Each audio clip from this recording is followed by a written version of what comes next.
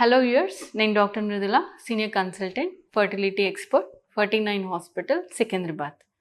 So ఈరోజు నేను IUI intra uterine insemination ఎవరు చేస్తారు, సక్సెస్ రేట్ ఏంటి, సో సక్సెస్ దేని మీద డిపెండ్ అవుతుంది, ఎన్నిసార్లు చేసుకోవచ్చు IUI అనేది డీటెయిల్డ్గా చెప్తాను.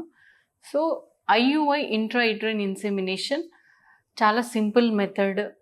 ఎవరు చేస్తారు అంటే నార్మల్గా ప్రెగ్నెన్సీ ప్లాన్ చేసుకుంటున్నారు, మెడిసిన్స్ వాడారు, ప్రెగ్నెన్సీ రాలేదు, టెస్ట్లు చేసుకున్న వాళ్ళు చాలా అన్నీ నార్మల్గానే ఉన్నాయి. అంటే ఎగ్స్ కానీ స్పర్మ్ కానీ ఏం ప్రాబ్లం లేదు, టెస్ట్లో ట్యూబ్స్ నార్మల్గానే ఉన్నాయి, బట్ ప్రెగ్నెన్సీ రావట్లేదు అన్న వాళ్ళకి నెక్స్ట్ స్టెప్ IUI అనేది చెప్తాం.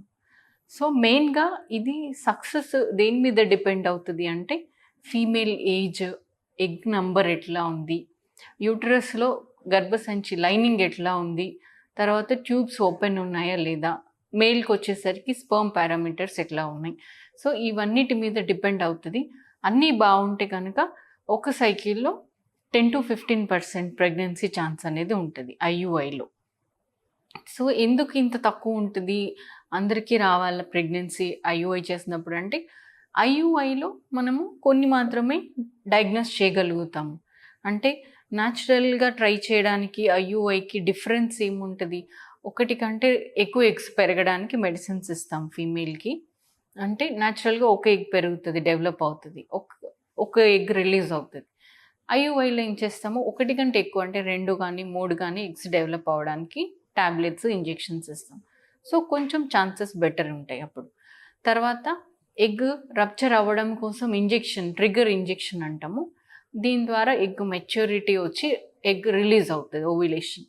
సో ఈ ఇంజెక్షన్ ఇవ్వడం ద్వారా మనము టైమింగ్ చేసుకోవచ్చు, అంటే ఏ టైంలో ఎగ్ విడుదల అవుతుంది అనేది చెప్పొచ్చు. సో ఆ ఎగ్ విడుదల అయ్యే టైంకి మనం హస్బెండ్ స్పర్మ్ శాంపుల్ తీసుకొని ప్రాసెస్ చేసి ల్యాబ్లో మోటిలిటీ అంటే స్పర్మ్ మూమెంట్స్ ఇంక్రీజ్ చేసుకొని మంచి స్పర్మ్స్ క్యాథెటర్ ద్వారా గర్భసంచి లోపల దాకా పంపిస్తాం, స్కాన్లో చూసుకుంటూ.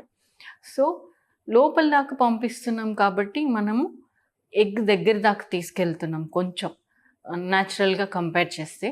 అండ్ సర్విక్స్ అనేది బైపాస్ చేస్తున్నాం, అంటే సర్విక్స్ క్రాస్ చేసి యూటరస్ లోపల దాకా పంపిస్తున్నాం.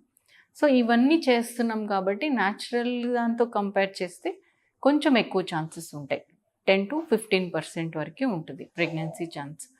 సో మిగిలిన పర్సెంటేజ్ ఎందుకు రాదు ప్రెగ్నెన్సీ అంటే, సో ఇందులో మనం ఒక్కసారికి నేను చెప్పింది 10 to 15% అనేది.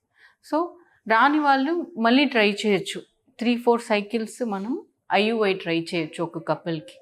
ఈ 3-4 సైకిల్స్లో IUIలో ఛాన్స్ ఉంది అంటే 50 to 60% ప్రెగ్నెన్సీ వచ్చేస్తుంది.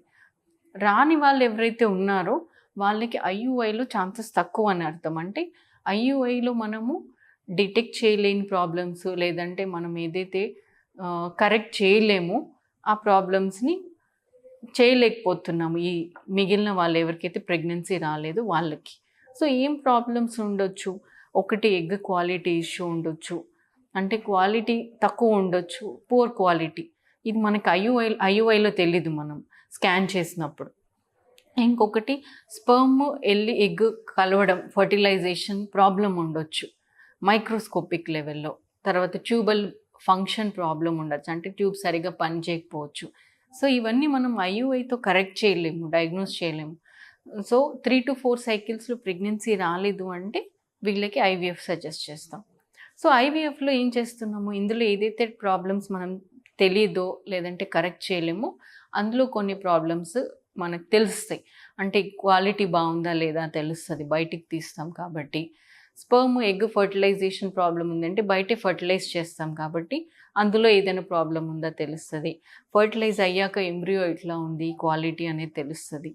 సో ఇవన్నీ ప్రాబ్లమ్స్ మనం డయాగ్నోస్ చేస్తున్నాం.